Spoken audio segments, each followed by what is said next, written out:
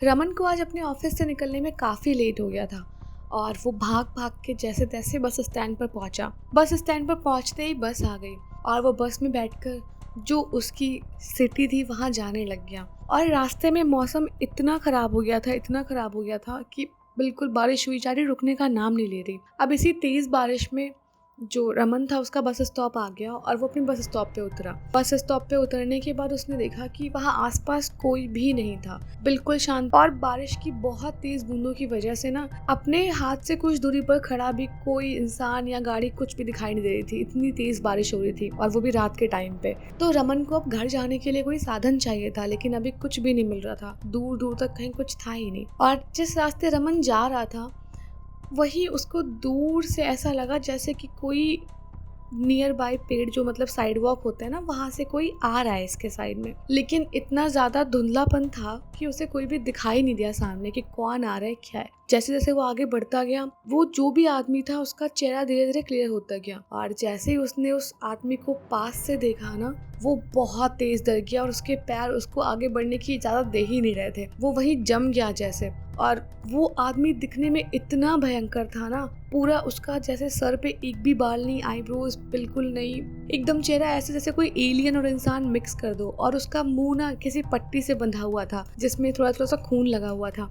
और चौंकाने वाली बात ये थी कि इतनी बारिश में वो बिना शर्ट के घूम रहा था, सिर्फ पैंट पहनी थी।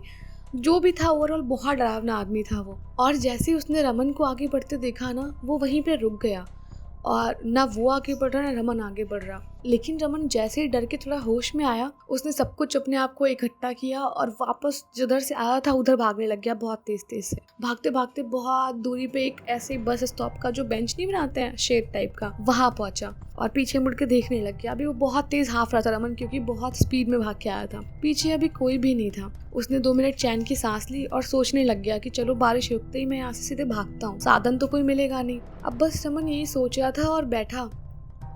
एकदम से उसको लगा कि उसकी जो मतलब सामने रास्ता है वहां से कोई आ रहा है, पत्तियों के पैर से दबने की आवाज आ रही थी। और जैसे ही रमन ने सर उठा के देखा, सामने वही आदमी आया था जो अभी कुछ देर पहले रमन पीछे छोड़ के आया था। और वैसे ही वो चलता हुआ आ रहा है, घसीटता हुआ, अजीब तरह से झुका शरीर लेके, और रमन के सामने आके खड़ा हो गया। और वो रमन को एक तक देख रहा था और वो रमन से कुछ कह भी नहीं रहा था।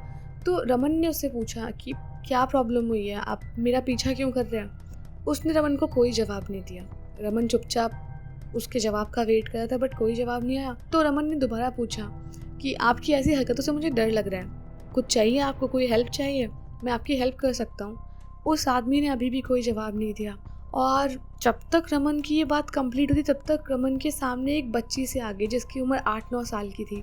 और वो भी देखने में काफ़ी अजीब लग रही थी, जैसे बच्चे प्यारे से दिखते हैं ना, वैसी नहीं, काफ़ी अजीब लग रही थी, जैसे कि पता नहीं सालों पहले उसकी स्किन सूख गई होगी एकदम। और रमन को ऐसी वो भी देखती रही और रमन पूछने लग गया कि आप लोगों को कुछ हेल्प चाहिए तो बताइए, मुझे वैसे भी घर जाने में लेट हो रहा है और अगर कोई मजाक है तो ये मुझे मजाक अच्छा नहीं लग रहा।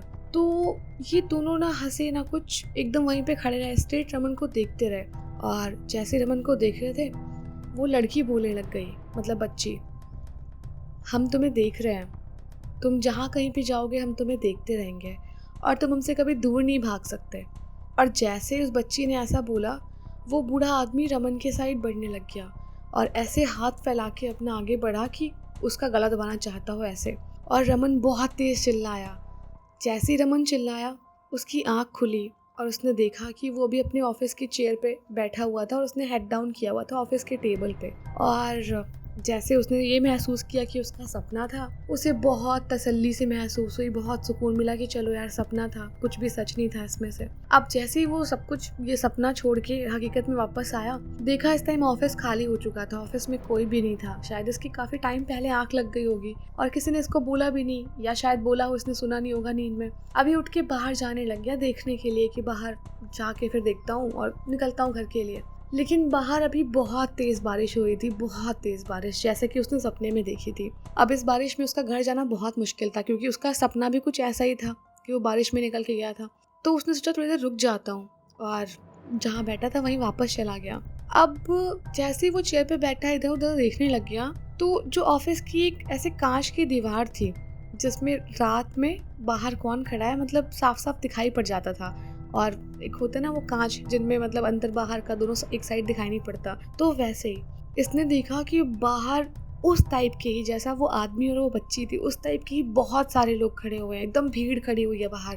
और वो इसको ऑफिस का गेट खोलने के लिए बोल रहे हैं। अब जो भी सपना देखा था उससे 100 गुना डर यहाँ इसको लगने लग गया कि सब कुछ अब सच में होने लग गया। और वो अपने आप को विश्वास दिलाना चाहता था कि नहीं अभी भी सपना चल रहा है, लेकिन वो सपना नहीं था। वो बहुत तेज डर गया, उसके हाथ पैर एकदम कांपने लग गए कि हो क्या रहा है। अब वो कुछ समझ पाता देख पाता, इतने में ही ना जितने लोग खड़े थे ना वहाँ पे, वो सब अपना हाथ पैर सर ना उस शीशे पे मारने लग गए उसको खोलने के लिए। और वो इतनी तेज तेज चोट लगा रहे थे अपने आप को कि खून बहने लग गया। और रमन वो खून एकदम साफ साफ देख सकता था जो बिल्कुल कांच को भिगोई जा रहा था। और रमन को खुद समझ नहीं आया कि अब वो क्या करे। उसने सेल्फ प्रोटेक्शन के लिए अपने पास एक गन रखी थी और अब उसे कुछ समझ नहीं आया तो उसने वो गन निकाली और सोचा कि इन सबको एक एक करके मार देगा।